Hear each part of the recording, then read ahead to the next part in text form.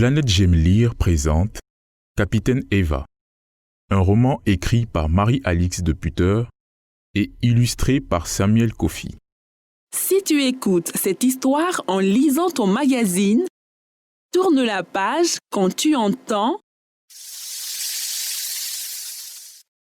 Chapitre 1. L'annonce de la nouvelle. Eva aime 3 choses par-dessus tout. Le chocolat, les étoiles et le football. Elle s'entraîne tous les jours pour devenir la meilleure joueuse du monde. Son grand rêve est de devenir la capitaine de l'équipe des Lions Indomptables. Ce mercredi, alors que la fillette arrive à son cours de foot, l'entraîneuse, appelée Coach Etoa, regroupe l'équipe dans les vestiaires. C'est inhabituel. Coach Etoa commence. Bonjour les filles. Les joueuses répondent aussitôt. Bonjour coach. Coach Etoa enchaîne.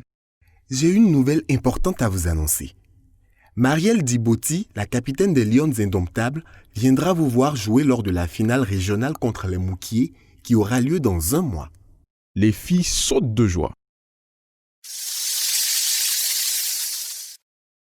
Eva se penche vers son amie Violette et lui chuchote à l'oreille. Tu te rends compte? Marielle Djibouti est la meilleure buteuse du monde. Il faut que je marque quand elle sera là. Crois-tu qu'elle acceptera de prendre une photo avec moi? Mais Eva est interrompue par la coach qui reprend. Eva, tu sais que je ne veux pas de bavardage. Tu feras 2 tours de terrain en plus. Voici le programme de l'échauffement. Vitesse, relais et circuit golf-foot. Ensuite, vous jouerez un match. Les 2 groupes du jour sont Eva, Mado, Louise, Adèle, Sarah, Castille en rouge. Zoé, Angèle, Élise, Saskia, Violette, Diane en vert. Une fois de plus, Eva va devoir affronter Zoé, sa grande rivale. Avec son frère, Zoé n'arrête pas d'embêter Eva, sur et en dehors du terrain. Alors que les joueuses quittent les vestiaires, Zoé lance un sourire mauvais à Eva. Mais celle-ci ne la remarque pas, car elle est concentrée. Après les échauffements, le match commence. La première mi-temps est largement dominée par les rouges, avec Eva comme capitaine. Son équipe mène au score 3-1. Cela met Zoé encore plus en colère. Elle s'énerve contre tout le monde. Son frère, qui assiste à tous les entraînements, lui crie. Chapitre 2. La blessure d'Eva. Au début de la 2e mi-temps, Zoé se jette sur Eva et la tacle. Eva hurle de douleur et de colère. Le match est arrêté et Eva est conduite en urgence au dispensaire. Là-bas, le docteur Issa n'est pas optimiste. Il explique à Eva qu'elle a une entorse à la cheville.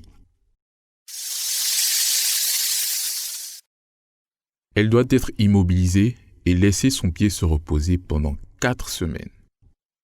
Malgré la douleur, Eva proteste. Mais c'est impossible, je ne serai jamais prête pour la finale. Lorsque Eva rentre à la maison, tout le monde prend soin d'elle. Sa maman cuisine son plat préféré, le mbongo chobi. Son papa lui rapporte ses chocolats favoris. Ses petites sœurs, les jumelles, lui dessinent de jolies étoiles colorées.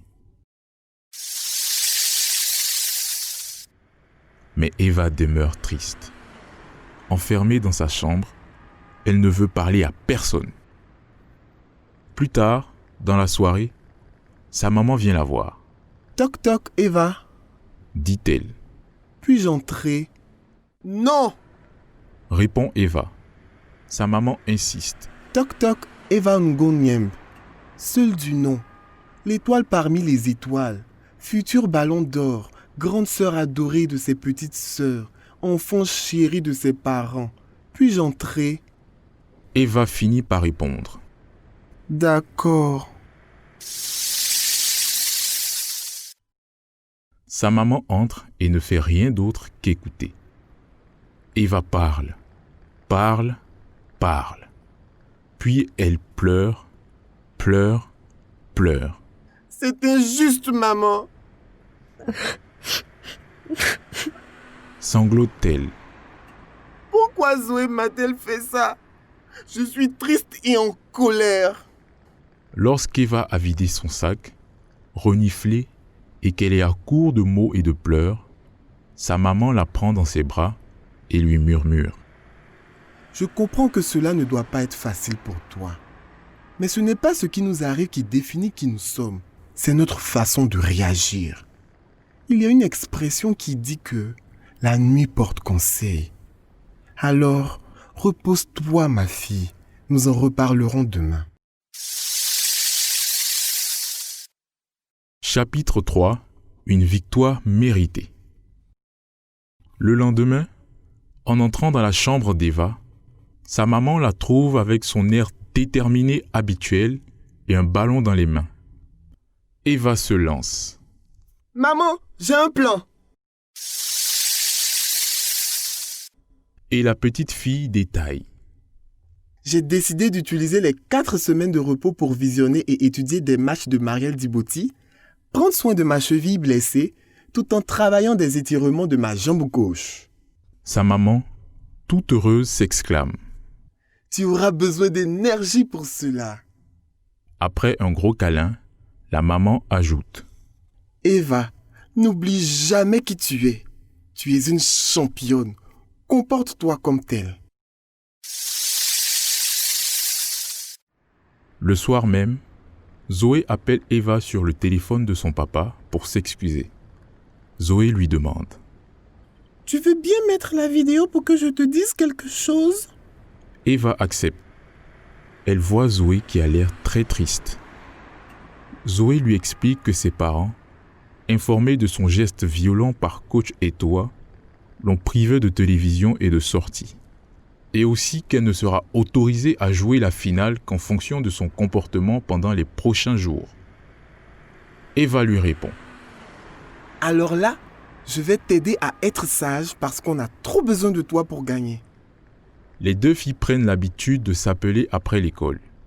Elles arrivent à mettre au point une tactique pour le match décisif.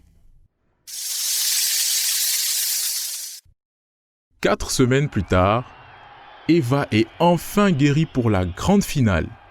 Ce jour-là, son équipe bat les Mouquiers 3-1 avec un triplé de capitaine Eva grâce à des passes de Zoé. Tout cela sous le regard admiratif des parents des deux filles, des amis et de Marielle Djibouti. La fête de la victoire est parfaite.